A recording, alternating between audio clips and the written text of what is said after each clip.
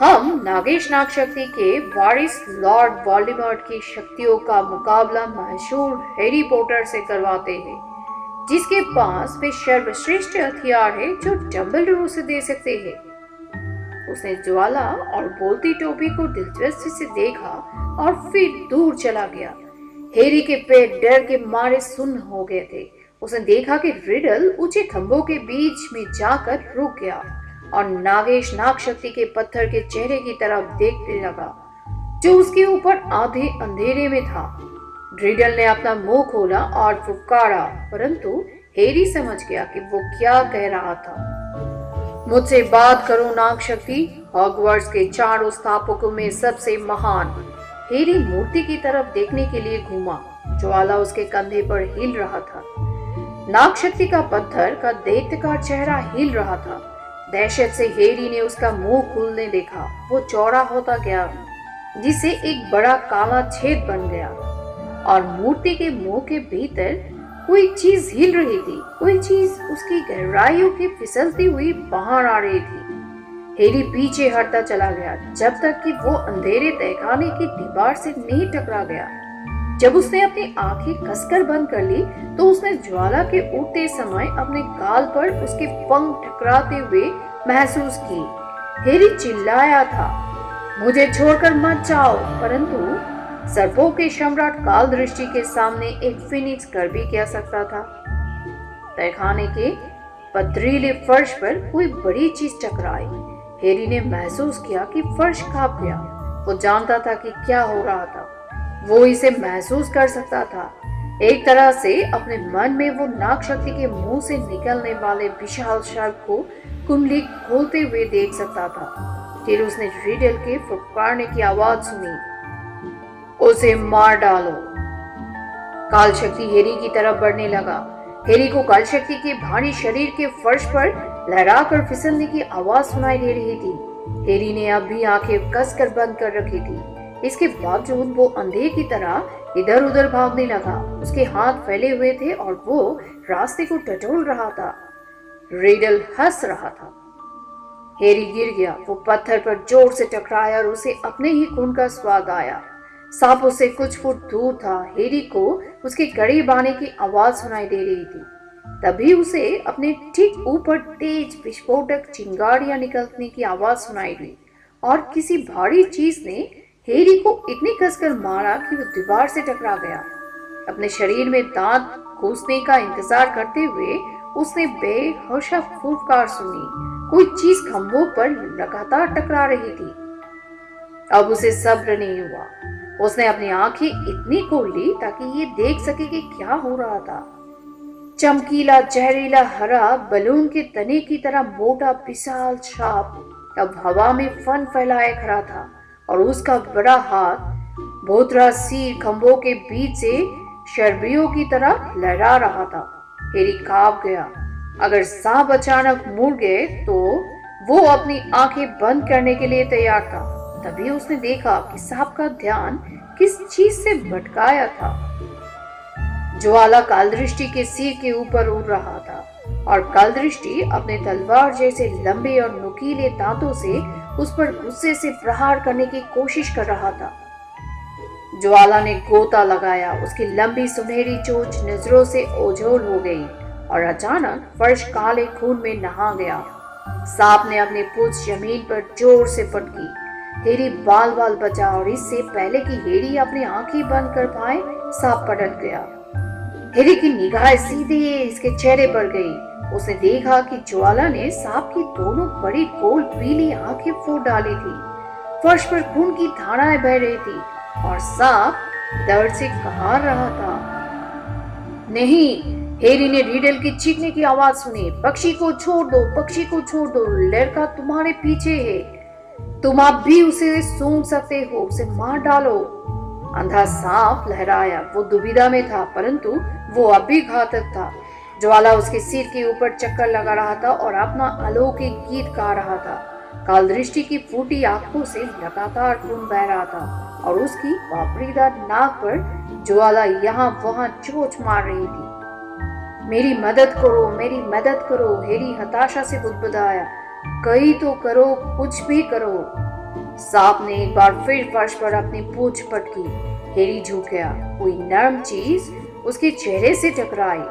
काल दृष्टि ने बोलती टोपी को उछालकर हैरी के हाथ में पहुंचा दिया था। हैरी ने उसे पकड़ लिया। उसके पास अब वो बस वही थी, उसका एक लौता अवसर। उसने टोपी अपने सिर पर लगाई और जब कालदृष्टि की पूंछ उसके ऊपर दोबारा घूमी तो उसने खुद को फर्श पर सीधा फेंक दिया। मेरी मदद करो, मेरी मदद करो, हैरी ने सोचा। उसकी आंखें टोपी के नीचे कसकर बंद थी। मेहरबानी करके मेरी मदद करो। जवाब में कोई आवाज सुनाई नहीं दिया। इसके बजाय टोपी सिकुड़ गई, जैसे कोई अदृश्य हाथ उसे कसकर दबा रहा हो। कोई बहुत सख्त और भारी चीज हैरी के सिर पर गिरी, जिससे वो लगभग बेहोश हो गया। उसकी आंखों के सामने सितारे नाचने लगे। जब उसने टोपी उतारने के लिए उसके ऊपरी सिरे को पकड़ा तो उसने महसूस किया कि इसके नीचे कोई लंबी और सख्त चीज थी। टोपी के अंदर से चांदी की एक चमकती तलवार प्रकट हुई। इसकी मूठ पर अंडे जितने बड़े मानिक रत्न चमक रहे थे। लड़के को मार डालो, पक्षी को छोड़ दो। लड़का तुम्हारे पीछे है, अपना नाक का इस्तेमाल करो, उसे सूंघो। हैरी अब अपने पैरों पर तैयार खड़ा था। जब काल दृष्टि उसका सामना करने के लिए मुड़ने लगा तो उसका सिर नीचे आ रहा था, शरीर कुंडलियां बना रहा था और खंभों पर प्रहार कर रहा था। हैरी उसकी खूनी आंखों के बड़े कटोरों को देख रहा था। उसके मुंह को चौड़ा खुलने देख सकता था, जो इतना चौड़ा था कि वो उसे साबुन निकल सकता था। उसके दांत उतने लंबे थे जितनी कि उसकी तलवार, नुकीले चमकते जहरीले दांत। वो अंधेपन की स्थिति में झपटा। हैरी बचा और सांप का मुंह तहखाने की दीवार से टकराया। एक बार फिर झपटा और उसकी जीभ हैरी के बाजू को छूती हुई निकल गई। हैरी ने तलवार अपने दोनों हाथों से पकड़ उठा ली। काल दृष्टि एक बार फिर झपटा और इस बार उसका निशाना सही था। हैरी ने तलवार के पीछे अपना पूरा वजन लगा दिया और उसे मुंह तक सांप के मुंह की छत में ठूस दिया। परंतु जब हैरी के हाथ गर्म खून में नहा रहा था तो उसे अपनी कोहनी के ठीक ऊपर तेज दर्द महसूस हुआ। एक लंबा जहरीला दांत उसकी बाह में गहराई से घुसता जा रहा था। जब कालदृष्टि झटपटाते हुए फर्श पर गिरा तो दांत कालदृष्टि के मुंह से टूटकर हैरी के शरीर में ही गिर गया। हैरी दीवार से लुढ़क गया। उसने उस दांत को पकड़ा जो उसके शरीर में जहर फैला रहा था और उसे खींचकर अपनी बाह से बाहर निकाल दिया। परंतु वो जानता था कि बहुत देर हो चुकी थी। सफेद गर्म दर्द धीरे धीरे परंतु लगातार घाव वाली जगह से पूरे शरीर में फैल रहा था। जब उसने दांत को नीचे गिराया तो अपने कपड़ों पर अपना ही खून गिरते देखा तो उसकी आंखों के सामने धुंध सा छा गई। तहखाना अब बोझिल रंग के घुमावदार चक्कर में घूमने लगा था। कोई लाल चीज पास से गुजरती हुई हैरी ने अपने पास पंजों की हल्की खटपटाहट सुनी। ज्वाला, हैरी ने भर्राए गले से कहा, तुमने तो कमाल कर दिया ज्वाला। उसने महसूस किया कि पक्षी ने अपना सुंदर सिर वहां रख दिया था जहां सांप का दांत करा था। उसे घुसते कदमों की आहट सुनाई दी और फिर एक अंधेरी छाया उसके सामने हिली। रिडल की आवाज ऊपर सुनाई दी, तुम मर चुके हो हैरी पॉटर, सचमुच मर चुके हो। यहाँ तक कि डंबलडोर का पक्षी भी ये जानता है। तुम्हें पता है पॉटर वो क्या कर रहा है? वो रो रहा है। हैरी ने पलकें झपकाई। ज्वाला का सिर कभी धुंधला तो कभी साफ दिख रहा था। उसके चमकदार पंखों से मोती जैसे मोटे आंसू फिसल रहे थे। हैरी पॉटर, मैं यहाँ बैठकर इंतजार करूंगा और तुम्हें मरते हुए देखूंगा। आराम से मरो, मुझे कोई जल्दी नहीं है। हैरी को नींद आने लगी। उसे अपने चारों तरफ की हर चीज घूमती लग रही थी। उसके कानों में रिडल की दूर से आती आवाज पड़ी। तो इस तरह मशहूर हैरी पॉटर का अंत हुआ, रहस्यमय तहखाने में अकेले। जब उसके मित्रों ने उसका साथ छोड़ दिया, आखिरकार लॉर्ड वोल्डेमॉर्ट ने उसे हरा ही दिया, जिससे उन्हें इतने को महत्वपूर्ण ढंग से चुनौती दी थी। तुम जल्दी ही अपनी प्यारी बच्चात माँ के पास पहुंच जाओगे हैरी। उसने तुम्हारे लिए 12 साल का समय उधार लिया था। परंतु लॉर्ड वोल्डेमॉर्ट ने आखिरकार तुम्हें मार ही डाला और तुम जानते थे कि यही होना था। हैरी ने सोचा अगर ये मरना था तो ये उतना बुरा नहीं था, उसका दर्द भी कम हो रहा था। परंतु क्या वो मर रहा था? काला होने के बजाय तहखाना दोबारा ठीक से दिखाई देने लगा। हैरी ने अपने सिर को हल्का सा झटका दिया और वहां से उसे ज्वाला दिखा, जो हैरी की बाह पर अब भी अपना सिर टिकाया था। उसके मोती जैसे आंसू हैरी के जख्म में चारों तरफ चमक रहे थे, सिवाय इस बात के कि जख्म अब भी गायब हो चुका था। अचानक रिडल की आवाज आई, दूर हटो पक्षी, उससे दूर हटो, मैंने कहा दूर हटो। हैरी ने अपना सिर उठाया। रिडल हैरी की छड़ी ज्वाला की तरफ घुमा रहा था। बंदूक चलने जैसा धमाका हुआ और ज्वाला ने एक बार फिर सुनहरे और लाल झोंकों की तरह उड़ान भरी। फिनिक्स के आंसू, रिडल ने शांति से हैरी की तरफ घूरते हुए कहा, जाहिर है घाव भरने की शक्ति मैं भूल गया था। उसने हैरी की आंखों में आंखें डालकर देखा, परंतु इससे कोई फर्क नहीं पड़ता। दरअसल मुझे यही तरीका ज्यादा पसंद है, सिर्फ तुम और मैं हैरी पॉटर, तुम और मैं। उसने अपनी छड़ी उठाई।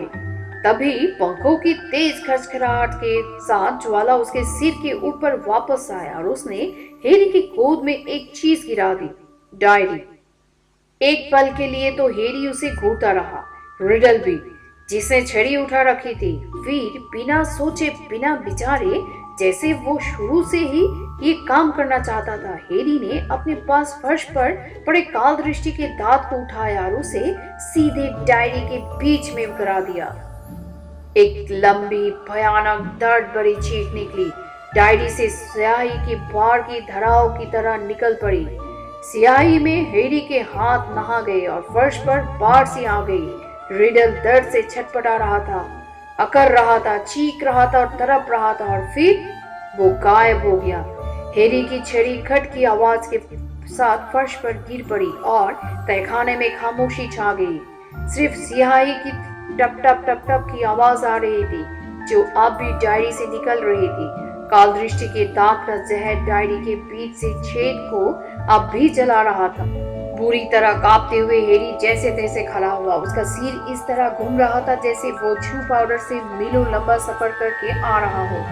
धीरे से उसने अपनी छड़ी और बोलती टोपी उठाई तथा एक जोर झटके के साथ चमकती हुई तलवार कालदृष्टि के मुंह की छत से बाहर खींच ली। फिर तहखाने के कोने से किसी के कर्राने की आवाज आई। जीनी हिल रही थी। जब हैरी जल्दी से उसके पास पहुंचा तो वो बैठ गई। उसने हिलराने से पहले मरे हुए कालदृष्टि के विशाल शरीर को देखा, फिर खून सने कपड़े पहने हैरी को और फिर उसके हाथ की डायरी को। इसके बाद उसने एक लंबी कंपकपाते वाली गहरी सांस अंदर खींची और उसके चेहरे पर आंसू बहने लगे। हैरी, ओ हैरी, मैंने तुम्हें नाश्ते के वक्त बताने की कोशिश की थी, परंतु मैं पर्सी के सामने ये बात नहीं कह सकती थी। वो मैं थी हैरी, परंतु मैं कसम खाती हूँ कि मैंने ये नहीं करना चाहती थी। रिडल ने मुझसे जबरदस्ती ये काम करवाया। वो मुझ पर हावी हो गया था। और तुमने उस भयानक जानवर को कैसे मारा? रिडल कहाँ है? आखिरी चीज जो मुझे याद है वो यही, रिडल अपनी डायरी में से बाहर निकल रहा था। सब कुछ ठीक है।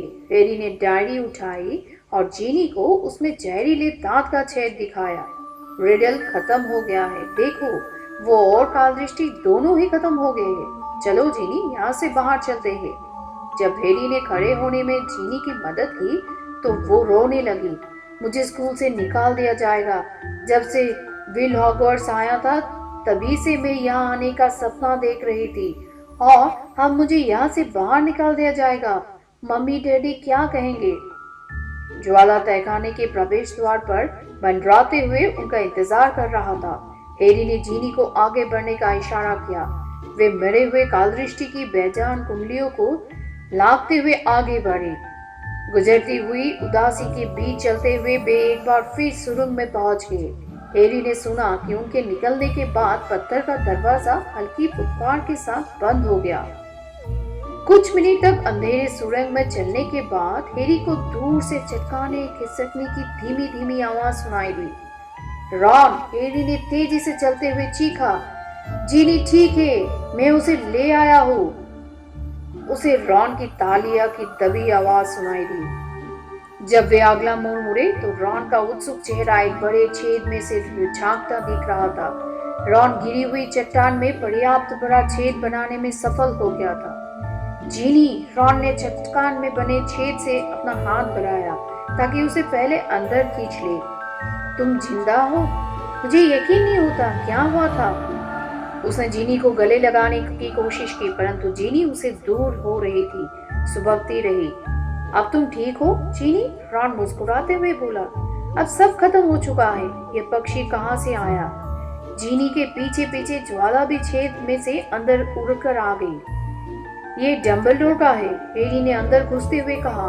रॉन ने हैरी के हाथ में चमकती तलवार को देखकर आश्चर्य से कहा, और तुम्हारे हाथ में ये तलवार कहाँ से आ गई? हैरी ने कनोई में से जीनी की तरफ देखते हुए बोला, यहाँ से बाहर निकलने के बाद मैं तुम्हें सब कुछ बता दूंगा, परंतु बाद में। हैरी ने जल्दी से कहा। उसे लगा कि रॉन को ये बताना अच्छा नहीं रहेगा कि तहखाना कौन खोल रहा था, कम से कम जीनी के सामने तो बिल्कुल भी नहीं। लॉकहार्ट कहाँ है? पीछे वहां पर, रॉन ने मुस्कुराते हुए कहा और अपने सिर को पीछे झटका दिया। वो पाइप और सुरंग के ऊपर वाले हिस्से की तरफ इशारा कर रहा था। उसकी हालत खराब है, आओ और खुद देख लो।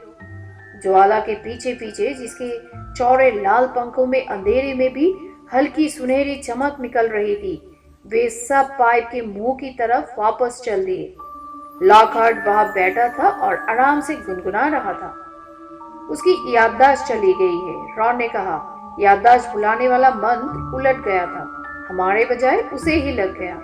उसे जरा भी पता ही नहीं कि वो कौन है, कहाँ है या हम कौन हैं। मैंने उसे यह रोकने और इंतजार करने के लिए कहा था। वो खुद के लिए खतरा बन चुका है। लॉकहार्ट ने अच्छे भाव से उन सबको देखा। हेलो, उसने कहा, और थोड़ी अजीब सी जगह है ना? क्या तुम यहाँ रहते हो? नहीं, रॉन ने हैरी की तरफ भौहें उठाते हुए कहा। हैरी नीचे झुका और लंबे अंधेरे पाइप में ऊपर देखा। फिर उसने रॉन से पूछा, क्या तुमने सोचा कि हम ऊपर कैसे पहुंचेंगे? रॉन ने अपना सिर हिलाया, परंतु ज्वाला हैरी के पास मंडरा रहा था और अब उसके सामने पंख फरफरा रहा था। उसकी मेहनतदार आंखें अंधेरे में चमक रही थी। वो अपनी पूंछ के लंबे सुनहरे पंख लहरा रहा था। हैरी ने अनिश्चयता से उसकी तरफ देखा। ऐसा लगता है वो चाहता है कि तुम उसे पकड़ लो। परेशान दिखते हुए रॉन ने कहा, परंतु तुम तो इतने भारी हो, एक पक्षी तुम्हें ऊपर कैसे ले जा सकते हैं? हैरी बोला, ज्वाला कोई साधारण पक्षी नहीं है। वो तेजी से दूसरों की तरफ मुड़ा। हमें एक दूसरे को पकड़ना होगा। जीनी, रॉन का हाथ पकड़ लो। प्रोफेसर लॉकहार्ट, वो तुमसे कुछ कह रहा है। रॉन ने तेजी से लॉकहार्ट से कहा। तुम जीनी का दूसरा हाथ पकड़ लो। हैरी ने तलवार और बोलती टोपी अपने बेल्ट में गूंजी। रॉन ने हैरी के कपड़ों का सिर पकड़ लिया और हैरी ने आगे बढ़कर ज्वाला के पूंछ के कर्म पंख को पकड़ लिए। उसका पूरा शरीर असाधारण रूप से हल्का हो गया और अगले पल एक झटके के साथ वे पाइप में ऊपर की तरफ उड़ने लगे। हैरी सुन सकता था कि लॉकहार्ट उसके नीचे लपटते हुए कह रहा था, अद्भुत अद्भुत, ये तो जादू की तरह लगता है। ठंडी हवा हैरी के बालों को उड़ा रही थी और इससे पहले कि वो यात्रा का आनंद ले पाए, यात्रा खत्म हो गई। वे चारों मायूस मीना के बाथरूम के गीले फर्श पर उतर गए। जब लॉकहार्ट ने अपना हेड सीधा किया तो वो सींग जिसमें पाइप छिपा था दोबारा अपनी जगह पर खिसक गया। मीना ने उन्हें आंखें फाड़ कर देखा। बड़े निराश भाव से उसने हैरी से कहा, तुम जिंदा हो? हैरी ने अपने चश्मे से खून और कीचड़ के छींटे पोंछते हुए थोड़े कठोर स्वर से कहा, तुम्हें इतना निराश होने की जरूरत नहीं है। ओह अच्छा, मैं तो बस सोच रही थी कि अगर तुम मर जाते तो तुम मेरे टॉयलेट में मेरे साथ रह सकते थे। ये बोलते समय मायूस मीना का चेहरा शर्म के मारे सफेद हो गया था। जब वे बाथरूम से बाहर निकलकर अंधेरे वीरान गलियारे में आ गए तो रॉन बोला, हैरी, मुझे लगता है कि मीना तुम्हें पसंद करने लगी है। जीनी, अब तुम्हें मीना से टक्कर लेना पड़ेगी।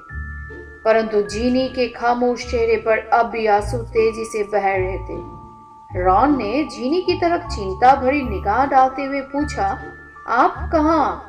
हैरी के इशारा किया। ज्वाला गलियारे में सुनहरी चमक फेंकता हुआ आगे आगे जा रहा था। वे उसके पीछे पीछे चल दिए और कुछ पल बाद वे प्रोफेसर मैकगोनागल के ऑफिस के बाहर खड़े थे। हैरी ने दस्तक दी और धक्का देकर दरवाजा खोला। तो दोस्तों, आज की कहानी इतना ही। और क्विज सेशन में आज के क्वेश्चन है। क्वेश्चन नंबर 1, हैरी ने रिडल को कैसे मारा? Question number 2, chamber of secrets ने उन लोगों को किसने बाहर निकाला? और क्वेश्चन नंबर 3, कौन सी 2 चीज जिसने हैरी की मदद की? आई होप आप लोगों को आंसर्स पता ही है। तो अगर आपको आंसर्स पता है तो कमेंट सेक्शन में जरूर शेयर करें। और थैंक यू फॉर वॉचिंग डगास हैरी पॉटर।